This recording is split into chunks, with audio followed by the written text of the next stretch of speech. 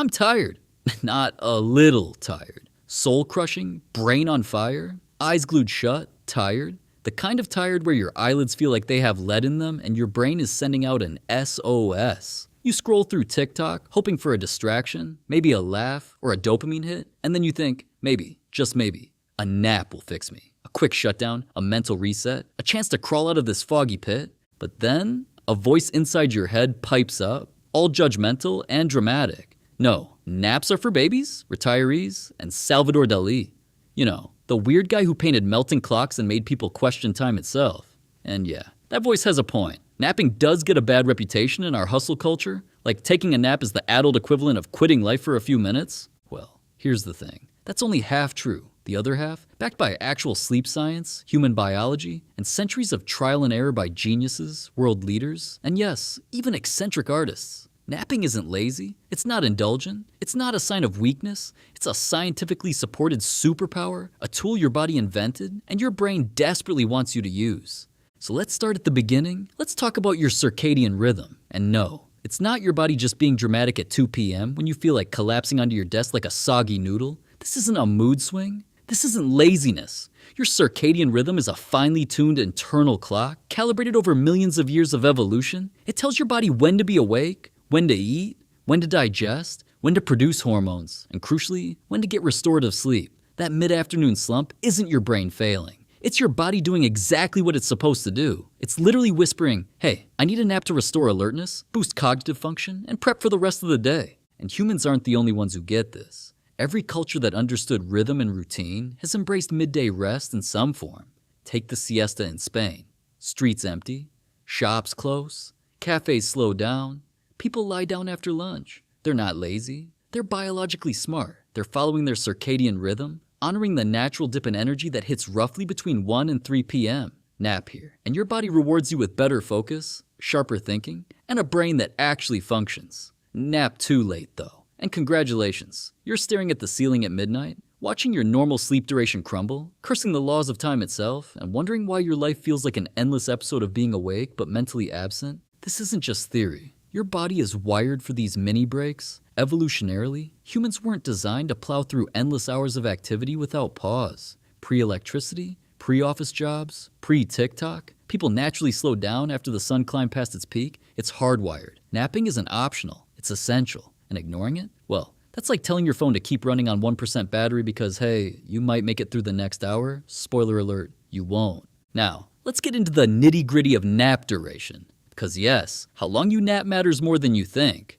10 to 20-minute nap, the classic power nap. You're mostly in stage 1 and stage 2 sleep, so no deep sleep or REM sleep. Wake up, and your memory consolidation kicks in, your alertness spikes, and your reaction time improves. This is basically your brain hitting the refresh button. Need a mental boost before that meeting, or a quick reset before studying? This is your nap.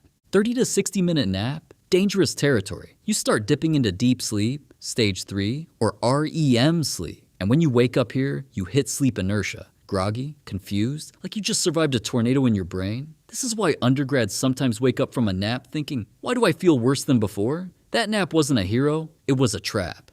90-minute nap? This is the holy grail. You complete a full sleep cycle, going through light sleep, deep sleep, and REM sleep. Wake up, and you're hitting levels of restorative sleep that can make you feel like a genius. Einstein napped this way, Da Vinci probably did, and even Winston Churchill used this tactic to strategize during World War II. Strategic napping, people, not lazy napping. Here's an important note. Naps don't erase sleep debt. You know, the chronic sleep deprivation you get from grinding 5 nights in a row and thinking you'll recover with a 20-minute nap? Science says nope. That's like trying to pay off your credit card with a handful of pennies. It helps a little, but it's not a solution. You still need your full 7 to 9 hours at night for insomnia prevention, long-term health, and basic functioning without turning into a zombie. Now, for a little history lesson. Famous nappers didn't nap out of laziness, they napped to win at life. Winston Churchill took a 1 to 2 hour nap every afternoon during World War II. He believed it helped him focus, think strategically, and lead an entire country while the rest of the world was awake and panicking. Albert Einstein, known for sleeping a lot, but he strategically napped to consolidate thoughts and solve equations. This is memory consolidation in action. Your brain uses REM sleep to solidify learning. Salvador Dali took bizarre high-concept naps with a spoon in his hand, letting it fall to wake him.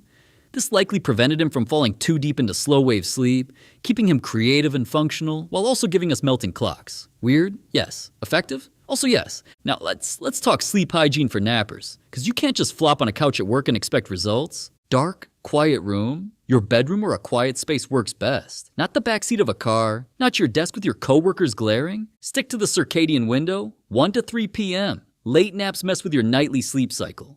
Choose your nap style. 10 to 20 minute nap for a quick reset, 90-minute nap for a full cycle recovery. Avoid 30 to 60 minutes unless you enjoy sleep inertia as a hobby. And for new parents, your baby naps multiple times a day. Should you nap? Absolutely. Survival beats theory. Take every chance you get. And dads, don't even think about napping unless you can trade off childcare. That's your chance to adult. Lastly, let's nerd out a little on the science. Short naps increase alertness, improve cognitive function, and help memory consolidation.